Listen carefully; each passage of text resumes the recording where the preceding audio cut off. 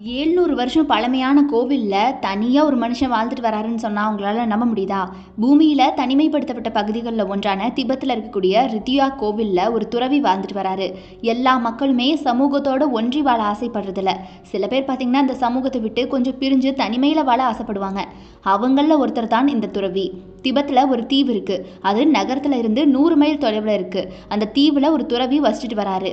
வாழ்க்கையுடைய எல்லா விஷயங்கள்ல இருந்தும் விலகி அவர் வாழ்ந்துட்டு வராராம். அவர் ஒரு தனிமை விரும்பியாக இருக்கிறாரு அப்படின்னு அங்கே இருக்கக்கூடிய மக்கள் சொல்கிறாங்க. திபெத்திய துறவியான ஹவாங் பிங்குவோ அப்படிங்கிற நபர் தான் அவர்.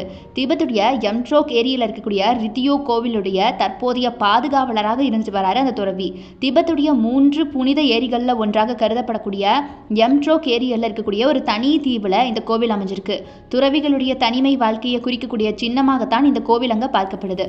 இந்த துறவி பார்த்தீங்கன்னா அந்த கோவிலில் மந்திரங்களை வாசிக்கிறதும் தியானிக்கிறதும் ஏரியிலிருந்து கோவிலுக்கு தண்ணீரை கொண்டு வருவதும் இந்த மாதிரியான வேலைகளை அவருடைய தினசரி வாழ்க்கையில் பண்ணிட்டு வராரு. கடந்த 700 ஆண்டுகளாக இந்த கோவிலை இதே போல துறவிகள் தனிமையிலிருந்து கவனிச்சுட்டு வராங்களாம்.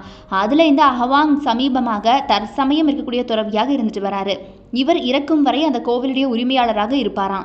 அதற்கப்புறமா உரிமை வேறொருவருக்கு மாற்றப்பட்டுடுமா.